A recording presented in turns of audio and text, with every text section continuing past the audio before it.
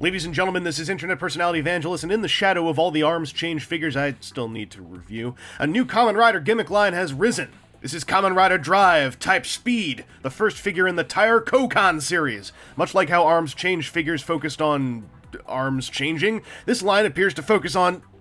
You know what? You'll figure it out. Looking at the figure sculpt, I am very impressed. There is a ton of surface detail, right down to teeny tiny things like the design of the drive driver or the jawline greeble of the helmet. Even the white tracksuit lines along the sides of the suit are physically etched into place.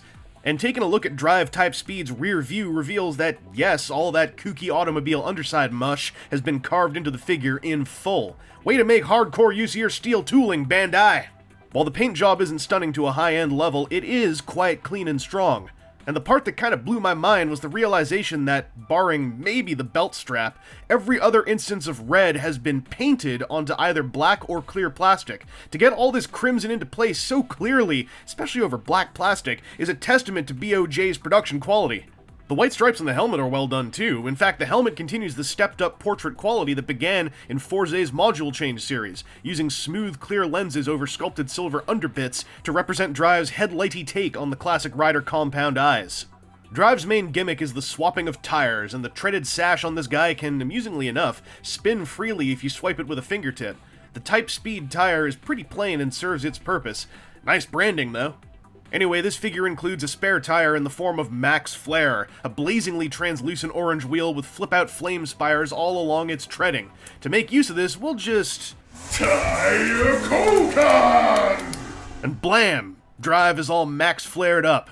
The swap function is wonderful. Quick to execute, but with solid clicks to keep everything held together securely. And hey, you can still freewheel spin this thing.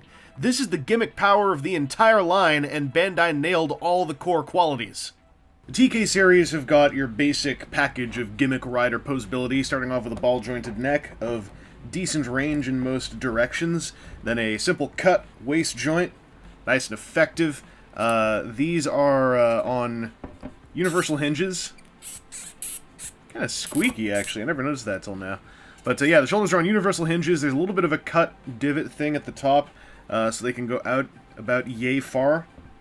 I said about yay far. Thank you.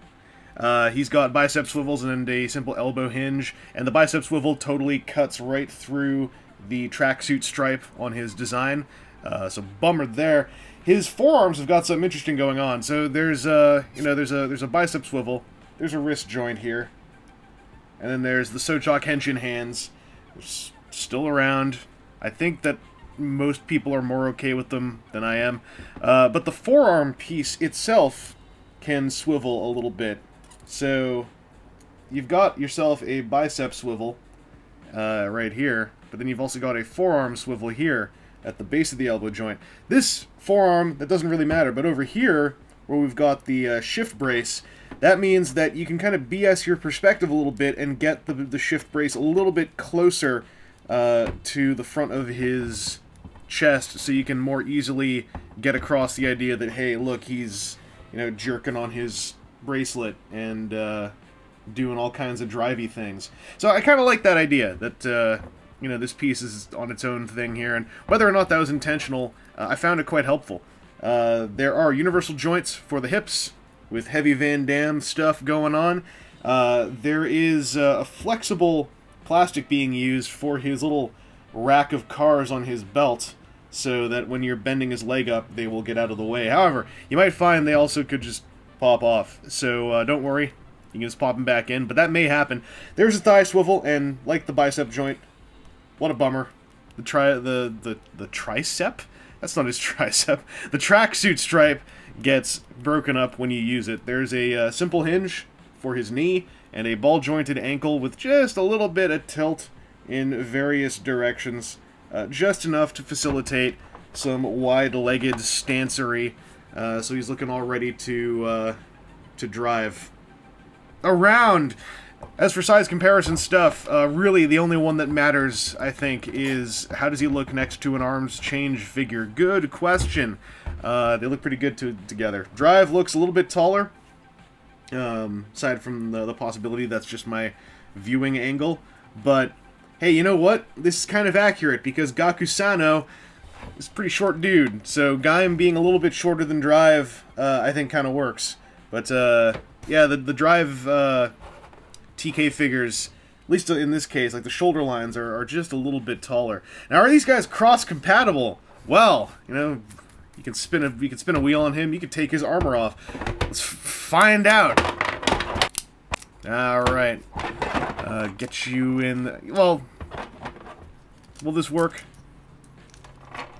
Yes, it will. Okay, so he can wear that armor like this, and then you can... Alright, so they're kind of compatible, sort of. But yeah, they play well with each other. And if you want to do that, if you're an arms change person, I don't think it'll look out of place for you to also be a TK person. The nature of the TK gimmick is nowhere near as fun as the delightful experience that Arms Change coalesced into, but the basic figure is stone cold solid and well made. At his core, he's still a gimmick rider figure and won't end up as posable, accessory laden, or hyper detailed as the upcoming SH Figuarts version. However, the fit and finish of the paintwork and especially the sculpt on this toy are a landmark moment among gimmick rider lines.